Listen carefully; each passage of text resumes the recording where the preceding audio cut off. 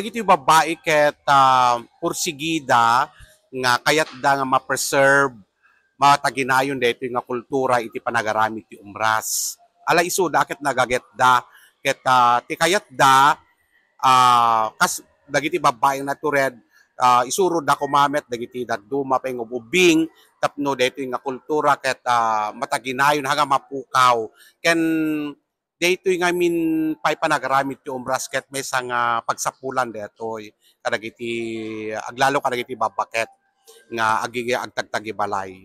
Today, as we celebrate the National Women's Month, I feel like the portrayal of women in the preserving this kind of tradition is very vital because it shows that they're not just an ordinary women, but they are women who has job, is especially during these times where there are a lot of technological advancements and this kind of tradition are slowly degrading. And the way I see women as someone who preserves this kind of culture is kind of amazing because we can see the women empowerment and how they really care for our tradition, especially here in Ilocos.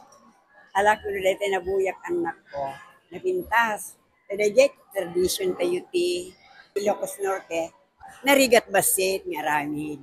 Ngam dito, ikanawidan tayo nga Ilocano, nga dami na tayo, agaramid tayo ti kasyay. Tayo sa tinay, pasagipsip ka na tayo, idi ununana. Kaya ito is the culture and tradition of the Ilocano. Agaramid ti umras, maselebritan di eternal life na.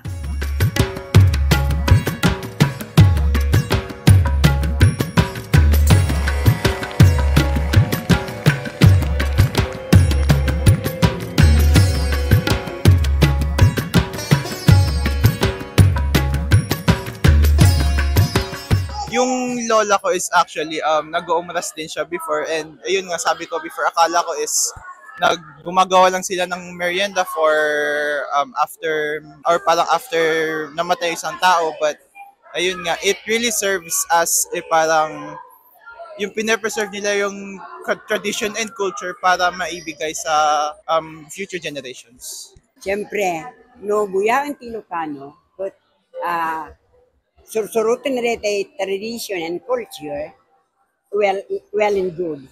Very good type presentation. Doon kang kanayin ti Pilipino day jay, kung Ilocano, kada tayo nga Ilocano, nang narunat Ilocos Norte, mayat nga tradition tayo day. We will continue the tradition and custom of our Ilocano pamati. Aawan, kasi natutunan dito yung Ilocano region, DJ pa nag-araramid ti kankanen, iti no adati min minatay. So, DJ gayam ti history na. So, at least nataamo ko. No, apay nga aramidon DJ nga traditions.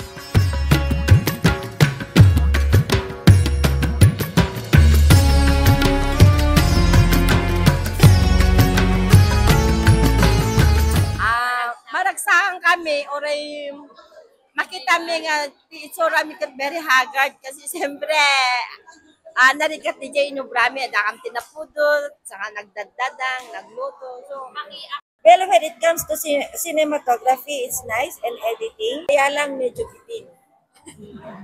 Well, research naman siya. More kumapay. Actually, awan ti tulak kabigin kada gito'y agkukontes naglalaing da.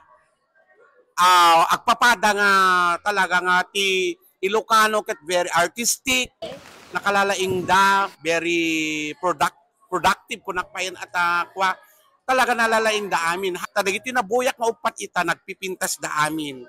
Aglalaw dagiti umras. Rekla simsimriam ta malagip ko dagiti naglabas, nalagip ko dagiti nagawan nga isu ti yat atangan tay ida. At may sa pamilya ket mangipakita ti panagayat tayo kadakwada because family is family.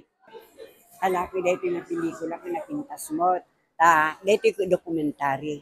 Kung makita mo dito sa daduma nga sa balik kultura na, ay kasi gayam ti kultura da ijay. Nasyaat. Tuloy tayo dito nga kultura, nang nangruna ka nagitay ubingitan. Tamo iti bugbingitan ka sa Bali, hindi na mo na gito nga kulturan. Dahil gito, tayo lang Facebook kada nagtan. Modern technology. Yung dito nga kultura tayo kumaanak ko, masapol nga iwan-wan tayo.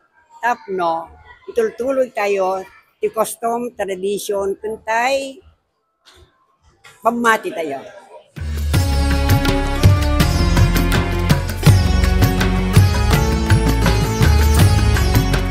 Masapol nga taginayunan tayo dito nga kultura.